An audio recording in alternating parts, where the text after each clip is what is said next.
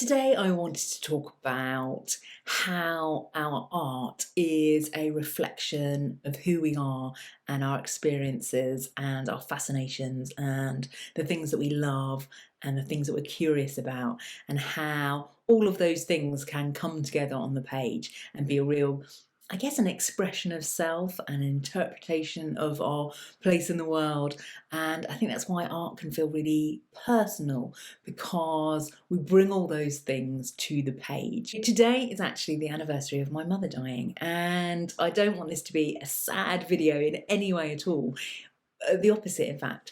But I find that these kind of milestones um, make me reflect on my life and my childhood and how I was as a child and the things I loved as a child, and how that perhaps follows through into my art making now.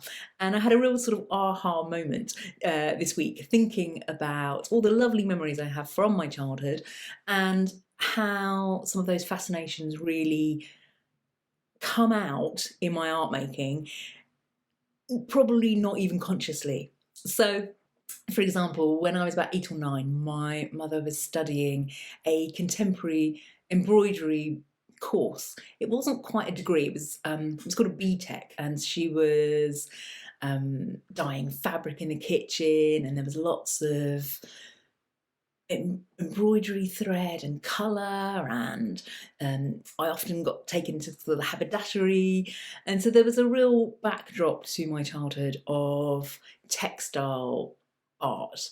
And even though I don't personally actually create that much textile art, the sensibilities that um, that come from that kind of childhood experience, I think, come out on the page. So people often say that my art looks very much like embroidery, and I can see that. I can see that in my art making. There's a real sort of textile-y embroidery aspect to the way that I make marks and kind of patchwork things together. So I can really see that that experience, that kind of formative experience in my childhood, kind of seeps onto the page when I'm making art. And I also was thinking about, my parents used to have a crazy collection of kind of pottery vases and patterned ceramics. And I think that's very evident in my art making now. They just kind of appear without me really thinking, right, today I'm going to draw a pot. It just kind of comes out because it's something that I've grown up with, but it's also something that I'm fascinated about now. So it's that kind of understanding my loves and my interests and my curiosities, and seeing how they come together in my art making. And I was also thinking about when I was small, I used to really love collecting pretty paper. I would have a box, my pretty paper box, and I would put in it sweet wrappers and wrapping paper and pieces from magazines, and I just loved all that kind of riot of pattern and colour in one place. And I'd often go through this box of paper and kind of just put pages together and see what patterns I like together. And I think that is really evident in my art now.